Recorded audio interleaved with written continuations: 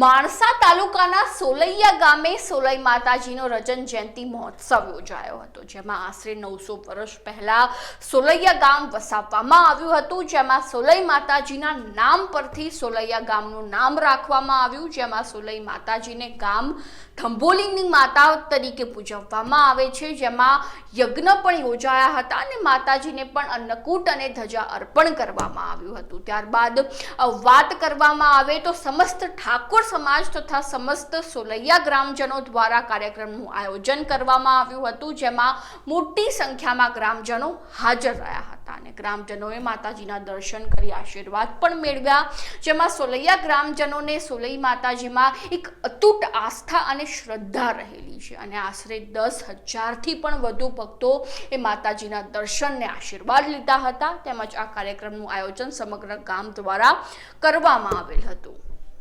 બોલો શ્રી સોલઈ માતાની આજ રોજ માણસા તાલુકાના સોલૈયા ગામે શ્રી સોલઈ માતાજીના રજત જયંતિ મહોત્સવ નિમિત્તે રજત જયંતિ મહોત્સવ ઉજવવામાં આવેલ, જેમાં સમગ્ર ગામ તેમજ આજુબાજુના ગામ તરફથી પણ ભાગ લેવામાં આવેલ।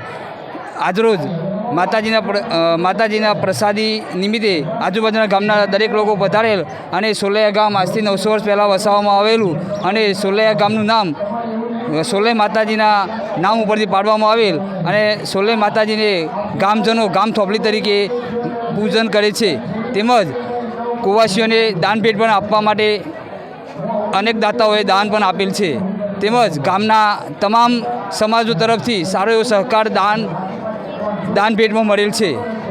બોલો શ્રી સોલઈ માત કી જય। આજ રોજ સોલૈયા ગામમાં સોલઈ માતાનો રજત જયંતિ ઉત્સવ ઉજવી રહ્યો છે। ગામના તમામ મિત્રો સાથે મળીને માતાજીનો ભવ્ય ઉજવણી પણ કરી રહ્યા છે અને આખું ગામ ટોટલી દરેક કોમના મિત્રો ભેગા મળીને માતાજીનો સારો એવો પ્રસંગ ઉજવી રહ્યા છીએ। બોલો જય સોલઈ માત કી જય।